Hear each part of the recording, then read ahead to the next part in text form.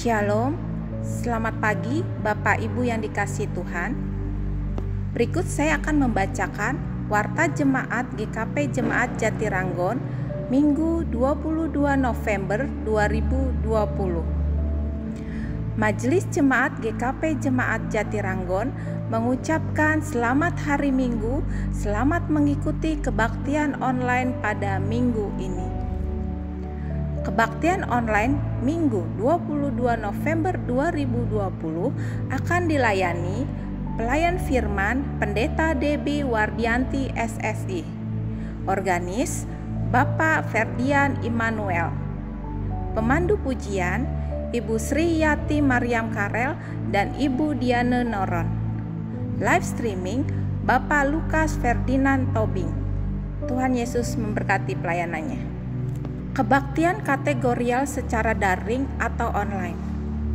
Kebaktian rumah tangga pada hari Rabu 25 November 2020 pukul 19 WIB secara daring atau Zoom dilayani oleh Pendeta Debbie Wardianti SSI dengan liturgos Penatua Lukas Ferdinand Tobing. Untuk link Zoom akan diinformasikan melalui majelis koordinator wilayah masing-masing. Untuk persembahan minggu, jemaat dapat langsung menyerahkan ke bendahara setiap Sabtu siang atau melalui transfer bank ke nomor rekening Bank Mandiri KCP Ujung Aspal dengan nomor akun 16703520946 atas nama Gereja Kristen Pasundan Jatiranggon, atau dengan men-scan barcode yang tertera pada warta ini dan menginformasikan bukti transfer ke bendahara jemaat. Warta selanjutnya, pelayanan pastoral dan perkunjungan. Dalam rangka mengoptimalisasi pelayanan di masa pandemi COVID-19, Majelis Jemaat akan melakukan kunjungan rutin baik secara on-site maupun online setiap hari Selasa dan Kamis kepada anggota jemaat. Dan bagi anggota jemaat yang membutuhkan pelayanan pastoral, konseling pastoral, atau pelayanan lainnya, dapat menghubungi majelis jemaat wilayah atau pendeta jemaat. Diakonia Prelek. Diberitahukan kepada jemaat yang ingin memberikan dukungan untuk Diakonia Prelek dapat disampaikan langsung melalui kotak persembahan. Bila tidak menggunakan kartu, mohon mencantumkan nama bulan yang dibayar, disediakan amplop khusus. Warta selanjutnya, kelas katekisasi reguler.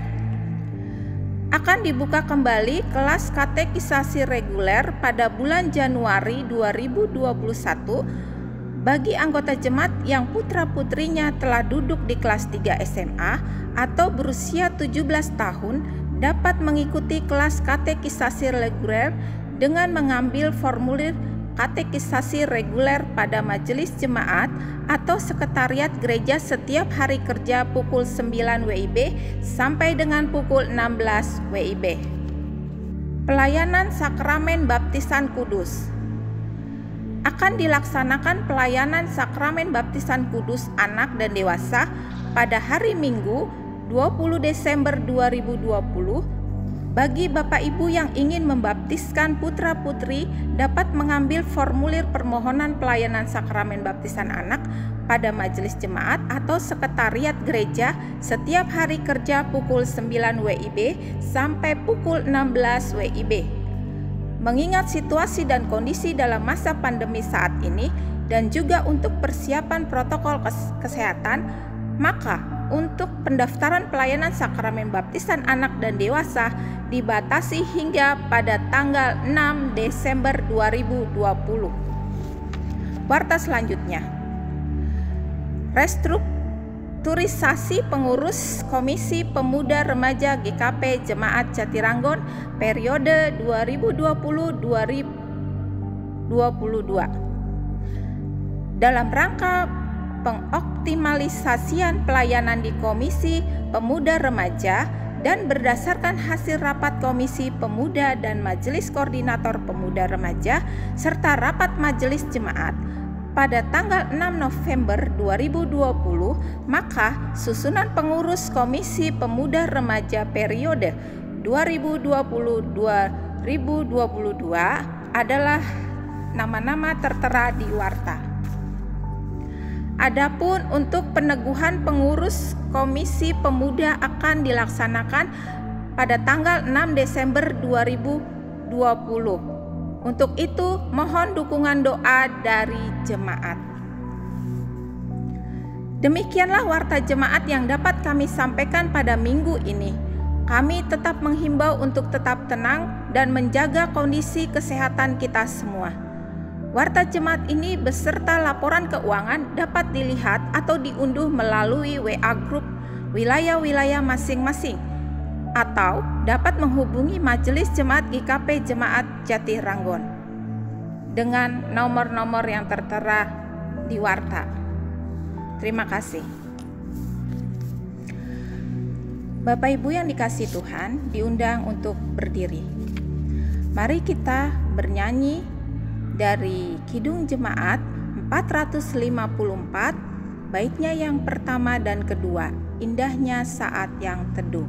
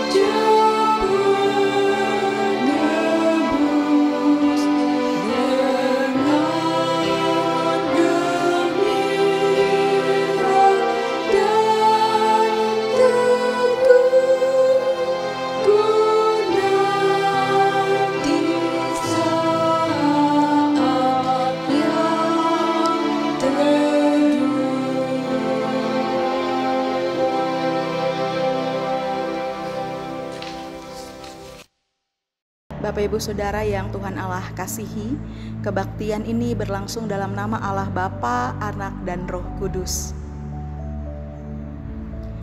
Kasih karunia dan damai sejahtera menyertai saudara-saudara.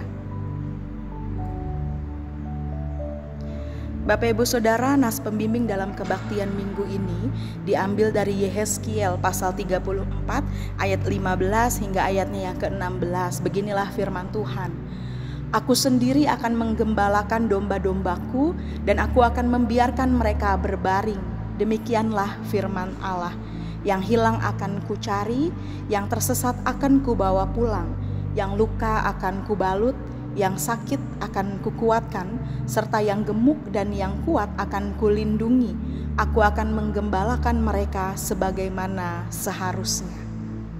Bapak Ibu Saudara yang Tuhan Allah kasihi, kita bersama-sama akan mendengarkan hukum Allah. Hukum Allah diambil dari Injil Matius pasal 22 ayatnya yang ke-37 hingga ayatnya yang ke-40. Jawab Yesus kepadanya, kasihilah Tuhan Allahmu dengan segenap hatimu dan dengan segenap jiwamu dan dengan segenap akal budimu. Itulah hukum yang terutama dan yang pertama. Dan hukum yang kedua yang sama dengan itu ialah kasihilah sesamamu manusia seperti dirimu sendiri.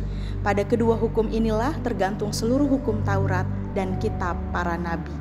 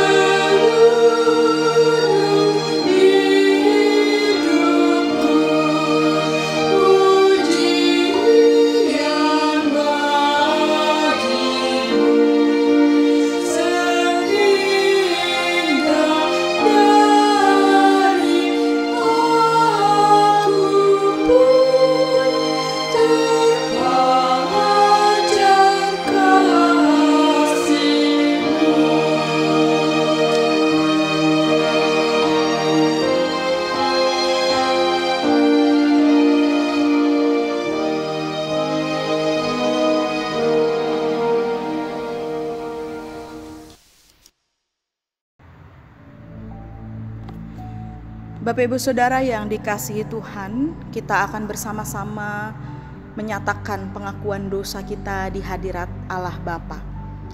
Ketika Tuhan memandang ke bawah dari surga kepada anak-anak manusia untuk melihat apakah ada yang berakal budi dan mencari Allah, ternyata mereka semua telah menyeleweng dan tidak ada yang berbuat baik.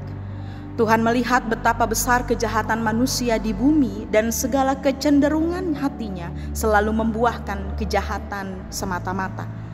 Kenyataan ini sangat memilukan hati Tuhan, bahkan membuat rasa sesal Tuhan karena Ia menjadikan manusia di bumi. Tidak sadarkah bahwa mereka semua telah melakukan kejahatan? Saudara-saudaraku, sadarlah dan bertobatlah supaya dosamu dihapuskan Tuhan dan mendatangkan kelegaan sehingga jiwamu jernih dan langkahmu ringan untuk mendekati Allah sehingga engkau berpaut dan setia melakukan kehendak-Nya. Oleh karena itu Bapak Ibu Saudara, marilah kita mengaku dosa di hadirat Allah yang Maha Kudus yang kita akan sampaikan secara berbalasan. Terhadap engkau sajalah aku telah berdosa dan melakukan apa yang kau anggap jahat.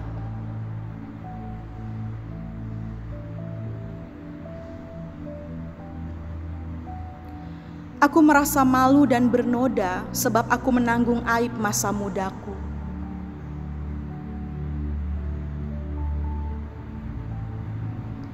Tetapi ingatlah kepadaku sesuai dengan kasih setiamu.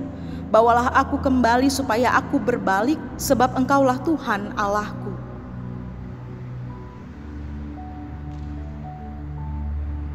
Bawalah aku berjalan dalam kebenaran-Mu dan ajarlah aku.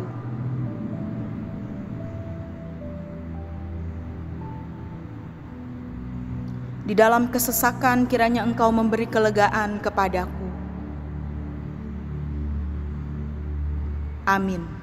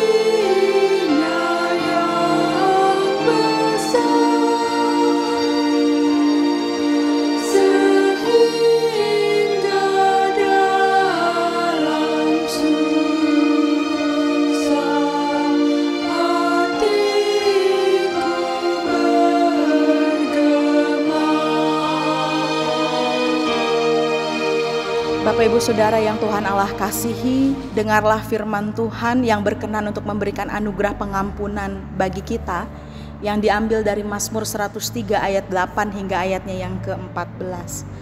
Tuhan adalah penyayang dan pengasih, panjang sabar dan berlimpah kasih setia. Tidak selalu Ia menuntut dan tidak untuk selama-lamanya Ia mendendam. Tidak dilakukannya kepada kita setimpal dengan dosa kita, dan tidak dibalasnya kepada kita setimpal dengan kesalahan kita. Tetapi setinggi langit di atas bumi, demikian besarnya kasih setianya atas orang-orang yang takut akan Dia. Sejauh timur dari barat, demikian dijauhkannya daripada kita pelanggaran kita.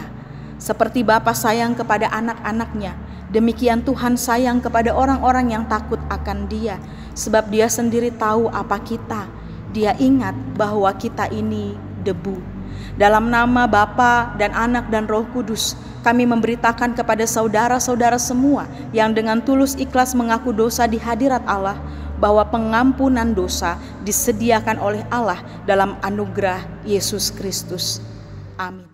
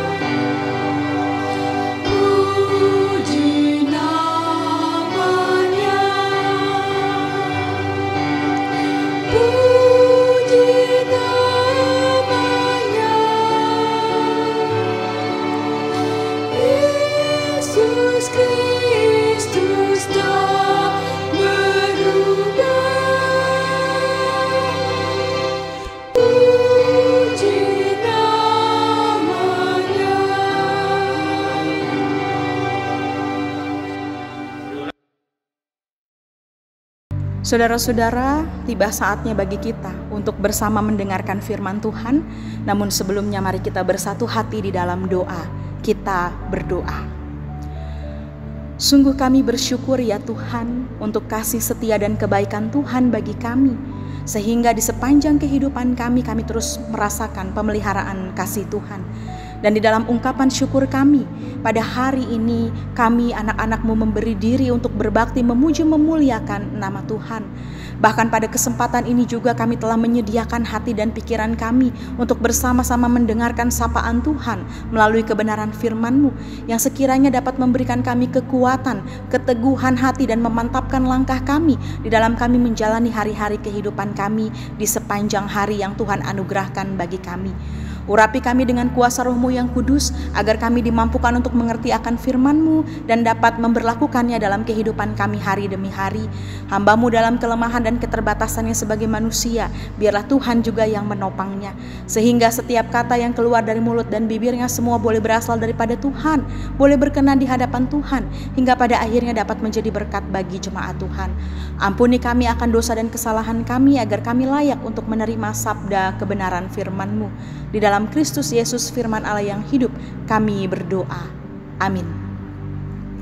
Saudara-saudara, pembacaan Alkitab di dalam minggu hari ini diambil dari Injil Matius pasal 25 ayat 31 hingga ayatnya yang ke-46. Saya akan membacakan bagi kita semua. Perikop kita berada di bawah judul Penghakiman Terakhir. Apabila Anak Manusia datang dalam kemuliaannya dan semua malaikat bersama-sama dengan Dia, maka Ia akan bersemayam di atas tahta kemuliaannya. Lalu semua bangsa akan dikumpulkan di hadapannya, dan Ia akan memisahkan mereka seorang daripada seorang, sama seperti gembala memisahkan domba dari kambing. Dan Ia akan menempatkan domba-domba di sebelah kanannya dan kambing-kambing di sebelah kirinya. Dan Raja itu akan berkata kepada mereka yang di sebelah kanannya, "Hai, mari kamu yang diberkati oleh Bapakku, terimalah kerajaan yang telah disediakan bagimu sejak dunia dijadikan. Sebab ketika aku lapar, kamu memberi aku makan. Ketika aku haus, kamu memberi aku minum. Ketika aku seorang asing, kamu memberi aku tumpangan. Ketika aku telanjang, kamu memberi aku pakaian. Ketika aku sakit, kamu melawat aku. Ketika aku di dalam penjara, kamu mengunjungi aku." Maka orang-orang benar itu akan menjawab Dia, katanya, "Tuhan, bila manakah kami melihat Engkau lapar dan kami memberi Engkau makan, atau haus dan kami memberi Engkau minum? Bila manakah kami melihat Engkau sebagai orang asing dan kami memberi Engkau tumpangan, atau telanjang dan kami memberi Engkau pakaian? Bila manakah kami melihat Engkau sakit atau dalam penjara dan kami mengunjungi Engkau?" Dan Raja itu akan menjawab mereka, "Aku berkata kepadamu, sesungguhnya segala sesuatu yang kamu lakukan untuk salah seorang dari saudaraku yang paling hina ini, kamu telah melakukannya untuk aku." Dan Ia akan berkata juga kepada mereka yang di sebelah kirinya, "Enyahlah dari hadapanku, hai kamu orang-orang terkutuk. Enyahlah ke dalam api yang kekal yang telah sedia untuk iblis dan malaikat-malaikatnya. Sebab ketika aku lapar, kamu tidak memberi aku makan. Ketika aku haus, kamu tidak memberi aku minum. Ketika aku seorang asing, kamu tidak memberi aku tumpangan. Ketika aku telanjang, kamu tidak memberi aku pakaian. Ketika aku sakit dan dalam penjara, kamu tidak melawat aku." Lalu mereka pun akan menjawab Dia, katanya, "Tuhan, bila manakah kami melihat Engkau lapar atau haus, atau sebagai orang asing, atau telanjang atau sakit, atau dalam penjara dan kami tidak melayani Engkau?" Maka Ia akan menjawab mereka, "Aku berkata kepadamu, sesungguhnya segala sesuatu yang tidak kamu lakukan untuk salah seorang dari yang paling hina ini, kamu tidak melakukannya juga untuk aku." Dan mereka ini akan masuk ke tempat siksaan yang kekal, tetapi orang benar ke dalam hidup yang kekal. Berbahagialah setiap orang yang mendengarkan firman Tuhan serta melaksanakannya dalam kehidupannya hari demi hari. Haleluya. Haleluya.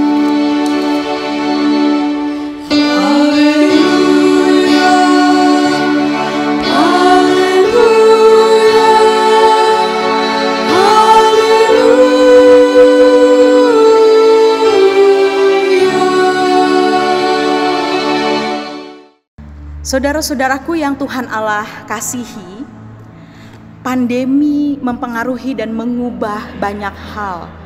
Pandemi berdampak bukan hanya secara ekonomi dan kesehatan, tetapi juga secara psikososial. Kondisi kebencanaan ini menggambarkan kenyataan yang muncul dalam kondisi emosional pribadi dan sosial, seperti terancam, tertekan, marah, cemas, depresi, dan putus asa. Pada fase emosional panjang ini, pada awalnya kita bisa beradaptasi, tetapi lama-lama kita akan merasa gelisah karena keadaan belum membaik dan muncul kemarahan karena ada kebijakan seperti pengaturan yang tidak konsisten.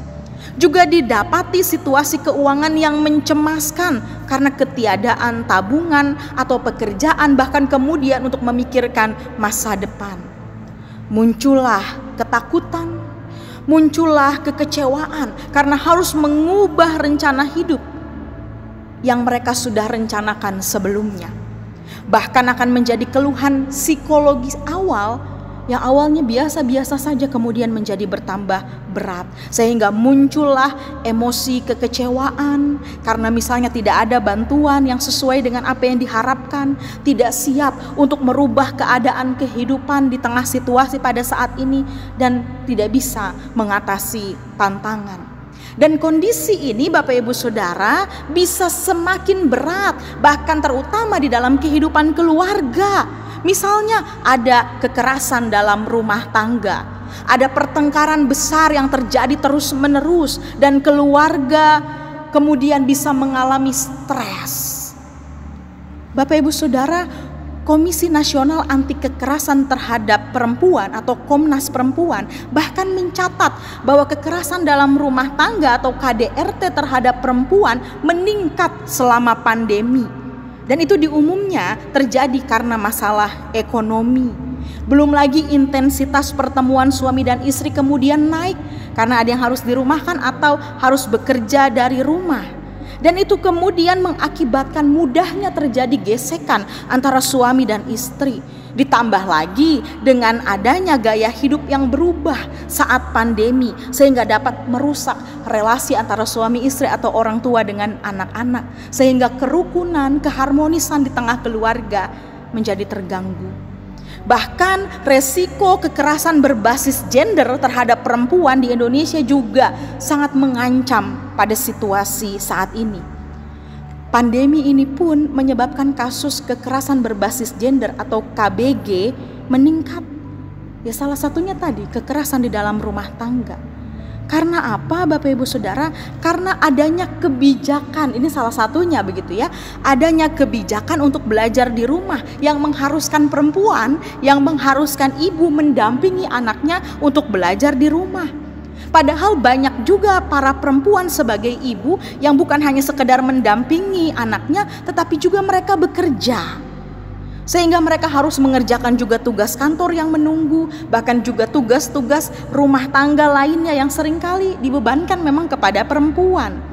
Hal ini justru kemudian menjadi beban ganda yang harus dialami kaum perempuan di dalam rumah tangga mereka. Berdasarkan data Sistem Informasi Online Perlindungan Perempuan dan Anak, Bapak Ibu, sejak 14 Maret sampai dengan 22 April 2020 telah terjadi kurang lebih 105 kasus kekerasan terhadap perempuan dengan korban 106 yang diantaranya mengalami KDRT. Itu baru dari bulan Maret sampai April. Tidak tahu sampai bulan November ini apakah kasus itu semakin meningkat atau justru tidak. Bapak Ibu Saudara yang dikasihi Tuhan, krisis ternyata semakin memperburuk ketimpangan gender. Sehingga memang diperlukan langkah-langkah khusus, langkah-langkah konkret untuk menjaga perempuan secara khusus dalam memerangi COVID-19 saat ini. Dan kekerasan berbasis gender ini juga bukan hanya terjadi terhadap perempuan, tetapi juga terjadi terhadap kaum laki-laki. Saudara-saudara, jika kita membahas kekerasan dalam rumah tangga, kasus tersebut terjadi karena adanya perbedaan status atau ketidaksetaraan posisi antara laki-laki dan juga perempuan. Masih banyak masyarakat yang menganggap bahwa laki-laki itu harus memiliki sifat yang kuat, berani dan tanpa ampun. KDRT juga masih dipandang sebagai masalah ranah pribadi antara hubungan suami dan istri, bukan merupakan permasalahan sosial yang bisa dicampuri. Bapak Ibu Saudara, ada 4 faktor penyebab terjadinya kekerasan dalam rumah tangga terhadap perempuan, khususnya secara fisik dan seksual yang dilakukan oleh pasangan, yaitu individu, pasangan, sosial budaya, dan ekonomi. Dan ini merupakan survei pengalaman hidup perempuan nasional di tahun 2016. Dan selain banyaknya faktor yang memicu KDRT, kita perlu memahami pentingnya konsep kesetaraan di dalam keluarga. Karena ini adalah tindakan untuk menghentikan tindakan KDRT. Di setiap keluarga, Bapak Ibu Saudara, terbagi peran yang harus dijalankan oleh laki-laki dan perempuan. Setiap anggota keluarga itu memiliki peranan, baik suami, baik istri maupun juga orang tua dan juga anak-anak. Dan inilah kemudian yang harus dikomunikasikan bersama di dalam kehidupan keluarga. Bapak Ibu Saudara, kampanye 16 hari anti kekerasan terhadap perempuan merupakan kampanye publik yang menggalang dukungan penghapusan dari segala bentuk kekerasan terhadap perempuan dan juga pelanggaran hak asasi manusia. Nah, pelaksanaan 16 HAKTP ini berlangsung selama 16 hari, mulai tanggal 25 November sampai dengan tanggal 10 Desember. Kenapa seperti itu? Karena tanggal 25 November merupakan Hari Internasional Anti Kekerasan terhadap Perempuan. Sedangkan tanggal 10 Desember merupakan Hari Hak Asasi Manusia Sedunia. Dan pesan yang hendak disampaikan khususnya melalui kedua tanggal tersebut adalah kekerasan terhadap perempuan merupakan pelanggaran hak asasi manusia. Dengan demikian, kampanye 16 hari anti kekerasan terhadap perempuan merupakan gerak bersama dalam upaya menghapuskan segala bentuk kekerasan terhadap perempuan dan kekerasan berbasis gender lainnya. Lalu kenapa kita sebagai gereja penting sekali untuk membahas itu, Bapak Ibu Saudara? Karena gereja memang berperan penting di dalam penghapusan kekerasan, baik terhadap anak, terhadap perempuan, dan juga gender lainnya. Karena apa? Karena gereja idealnya harus menghadirkan dan mengajarkan cinta kasih dalam membentuk spiritual umatnya, sehingga umat dapat mengatasi kekerasan ini. Gereja harus menjadi pembawa damai. Gereja harus menyatakan keadilan, keterlibatan, dan bela rasa kepada orang-orang yang menjadi korban kekerasan, mereka yang tersingkirkan, mereka yang dianggap sebelah mata oleh banyak pihak. Bapak Ibu Saudara, gereja diutus untuk menghadirkan perubahan apapun termasuk perubahan sosial di dunia, untuk membela, untuk memperjuangkan hak asasi manusia, keadilan dan kelayakan hidup manusia. Kita harus menyadari bahwa keselamatan itu adalah anugerah dari Tuhan. Segala kebaikan yang kita lakukan ditujukan untuk memuliakan Tuhan di dalam hidup kita. Dengan kata lain, sudah seharusnya bahwa iman yang sejati melahirkan perbuatan nyata. Sehingga betapa pentingnya pelaksanaan tanggung jawab ini. Dan salah satunya itu tergambar di dalam perikop pembacaan kita pada saat ini, Matius 25 ayat 31 sampai 46. Memberikan perhatian, pertolongan dan harta kepada saudara Tuhan Yesus yang hina, miskin dan perlu pertolongan. Inilah kemudian yang akan menyebabkan seseorang dapat masuk ke dalam kerajaan Allah. Penghargaan dan hak masuk ke dalam kemuliaan diberikan raja kepada mereka yang melakukan perbuatan baik, bukan karena motivasi untuk mendapatkan pahala. Bahkan mereka melakukan semua itu karena kasih tanpa pamrih. Sehingga iman inilah yang perlu diwujudkan dalam perbuatan nyata. Kita diselamatkan oleh iman, tetapi sebagai ungkapan syukur kita akan keselamatan yang Tuhan beri, maka nyatakanlah perbuatan-perbuatan baik yang juga bisa membawa kita untuk berpihak kepada saudara-saudara kita yang membutuhkan. Karena apa? Suatu hari kelak bila anak manusia datang di dalam kemuliaannya, ia akan datang sebagai raja yang adil.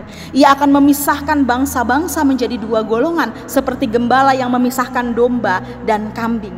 Domba diberikan hak masuk ke dalam kemuliaan sang raja, sedang kambing dimasukkan ke dalam siksaan yang kekal. Raja yang adil memperhatikan pola dan gaya hidup para muridnya selama di bumi ini. Apa yang dilakukan oleh murid-muridnya, sekalipun tidak menjadi motivasi murid-murid untuk mendapatkan pahala, ternyata dihargai oleh sang raja, dan sang raja memberikan kemuliaan dan hidup kekal kepada mereka.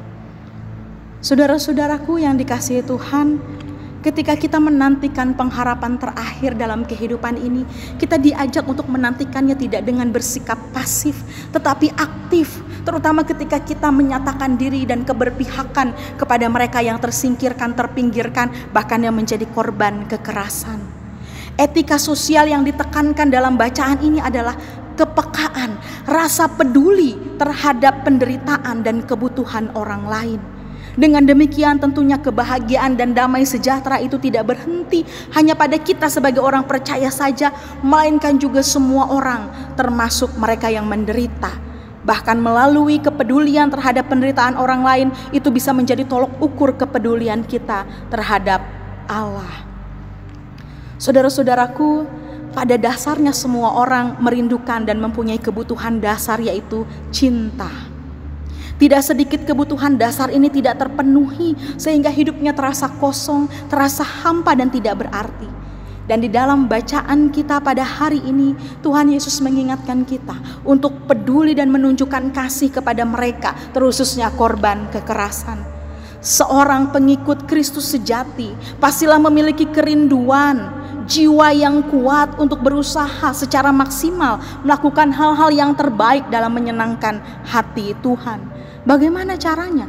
Dengan menunjukkan caring, dengan menunjukkan perhatian, dengan menunjukkan kepedulian terhadap saudaranya. Dan kita sebagai gereja berperan untuk mencegah dan menghentikan kekerasan terhadap perempuan dan kekerasan berbasis gender, serta harus memiliki kepekaan terhadap keberadaan dan penderitaan sesamanya, terlebih di tengah-tengah situasi pandemi pada saat ini. Kiranya Tuhan memampukan dan menolong Bapak, Ibu, Saudara, dan saya untuk melakukan apa yang menjadi kehendak-Nya. Tuhan memberkati. Amin.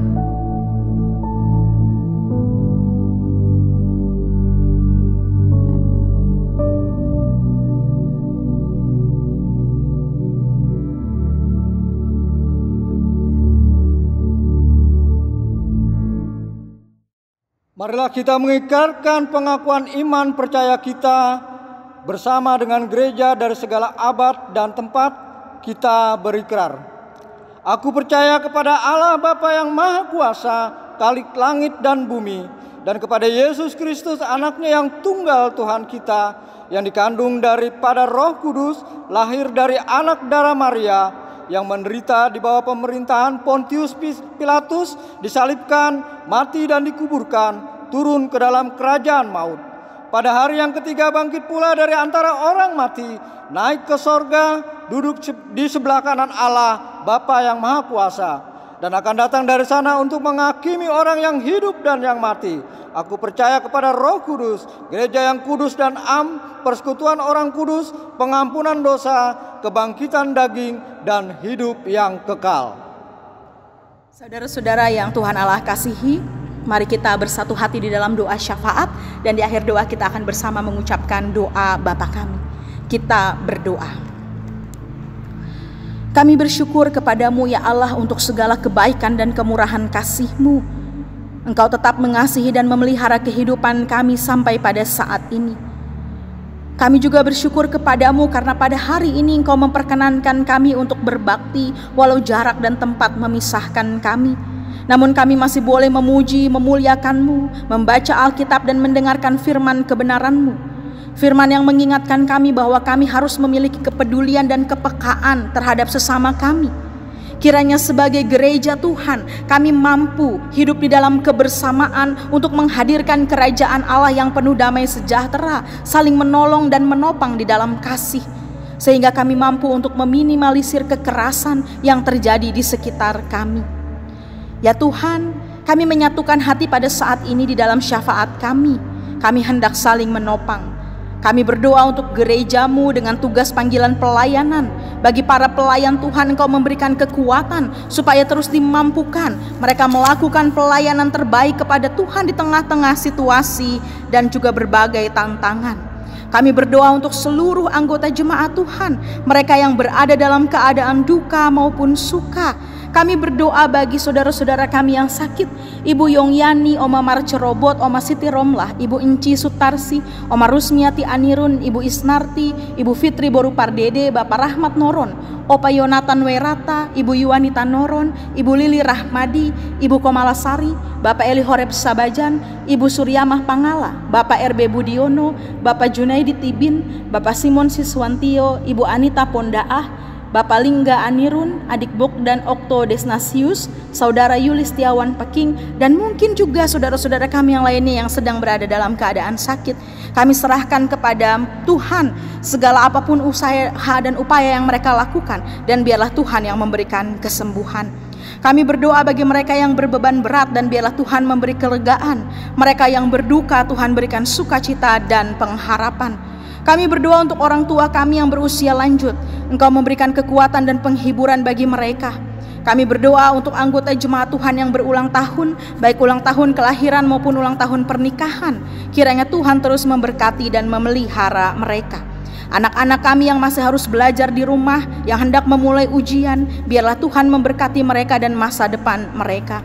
Kami berdoa untuk setiap keluarga jemaat Tuhan. Tuhan memberkati dan memelihara mereka di tengah situasi pandemi saat ini. Tuhan berkati usaha yang dilakukan oleh anggota jemaat Tuhan dalam memenuhi kebutuhan hidup mereka. Apapun yang menjadi pergumulan jemaat-Mu Tuhan, kami serahkan kepadamu, dan kami meyakini kemurahan kasih-Mu senantiasa memelihara dan menolong mereka. Kami juga berdoa bagi persiapan pelayanan sakramen baptisan kudus yang akan dilakukan di dalam bulan Desember yang akan datang, bahkan juga peneguhan pengurus Komisi Pemuda Remaja yang akan dilakukan juga pada bulan Desember. Kiranya Tuhan memberkati segala yang dilakukan dan persiapan-persiapannya agar semuanya boleh berjalan dengan baik untuk mendukung pelayanan gereja Tuhan. Ya Bapa yang Maha Kasih, kami berdoa pada saat ini untuk para korban yang terdampak COVID-19 secara langsung, agar mereka memperoleh anugerah dan kesembuhan. Mereka yang dikarantina atau melakukan isolasi mandiri agar juga dapat tetap tenang. Para medis agar mereka juga dapat mengobati korban dengan efektif dan tubuh mereka dapat kebal dari paparan virus. Berikanlah juga keamanan dan kedamaian di tengah-tengah masa pandemi COVID-19 ini ya Tuhan, terlebih dalam isu-isu yang hendak memecah belah persatuan bangsa kami. Kami berdoa untuk para pemangku kebijakan, pemerintah daerah maupun pusat untuk mengambil tindakan yang tepat dan cepat di dalam mengatasi COVID-19 agar tidak menyebar dan jatuh korban lebih banyak lagi. Bahkan saudara-saudara kami yang harus dirumahkan dan tidak lagi memperoleh penghasilan, kiranya Engkau tetap terus memelihara mereka.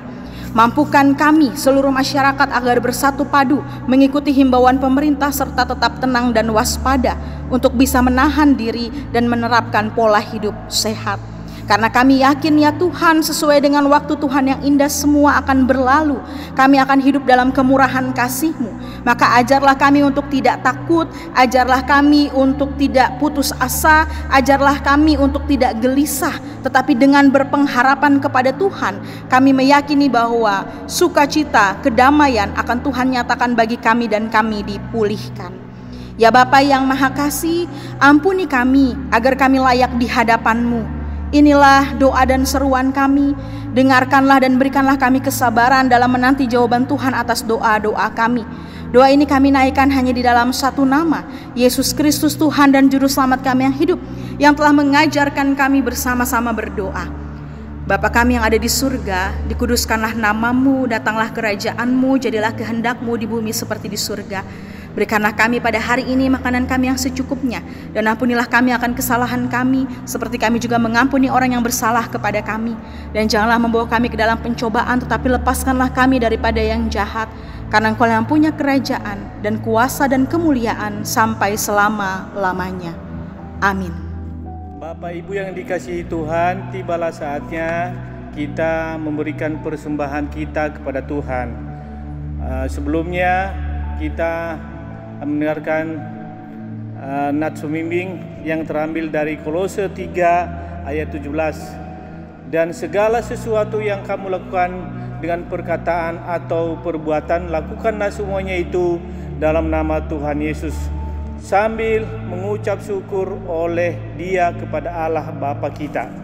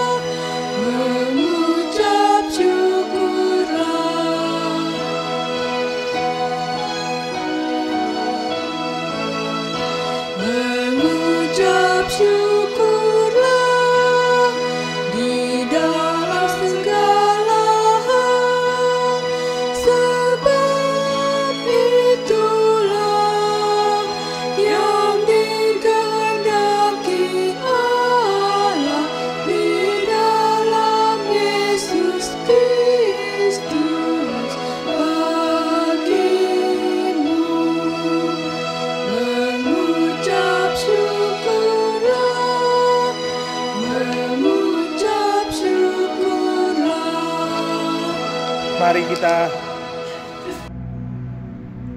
bawa persembahan kita dalam doa. Allah Bapa kami yang bertakhta dalam kerajaan surga, terima kasih kami ucapkan karena Engkau telah memberi kami persembahan, kesempatan memberikan persembahan ini. Terima kasih atas firman yang telah disampaikan oleh hamba-Mu, kiranya dapat tumbuh dan berbuah di hati kami. Dan pada saat ini kami akan memberikan persembahan. Kiranya Engkau memberkati apa yang telah kami berikan, besar kecilnya persembahan kami ini, dan kiranya persembahan ini juga Tuhan dapat berguna untuk pelayanan pekerjaan Tuhan di tempat ini, sehingga nama-Mu dipuji dan dimuliakan. Terima kasih ya Tuhan. Ini doa kami, di dalam nama Tuhan kami Yesus Kristus kami mengucap syukur dan berdoa. Amin. Saudara-saudara yang Tuhan Allah kasihi, saudara telah mendengar firman bahwa sebagai seorang pengikut Kristus sejati, maka mari kita memiliki jiwa untuk dapat peduli dan peka terhadap orang-orang di sekitar kita, menyatakan kasih dan mewujudkan damai dimanapun kita berada, sehingga kita dapat meminimalisir kekerasan yang terjadi di sekitar kita.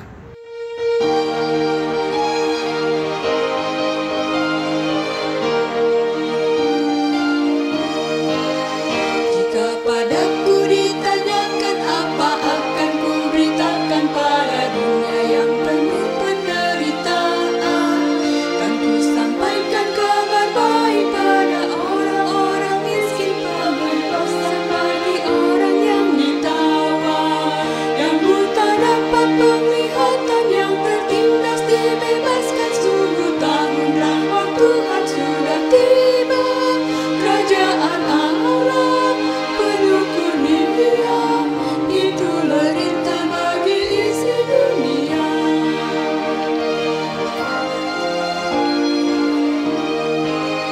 Jika padaku ditanyakan apa akan ku sampaikan pada dunia yang penuh dengan cobaan, aku bersaksi dengan kata tapi juga dengan karya, menyampaikan kasih Allah yang sejati. Tak tersedia bagi kita pengampunan dan anugerah keselamatan dalam Kristus Putranya, kerajaan Allah penuh kurnia, itu berita bagi isi dunia. Saudara-saudara, kini terimalah berkat Tuhan. kasih Allah Bapa yang tercurah dalam keselamatan oleh Yesus Kristus, dan persekutuan hidup damai yang dibangun oleh Roh Kudus kiranya melimpahi saudara-saudara sekalian sekarang dan selama-lamanya. Haleluya. Amin.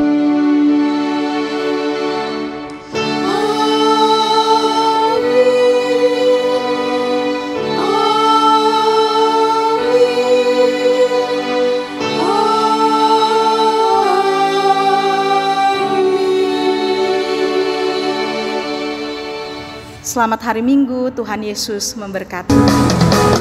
Terima kasih Yesusku.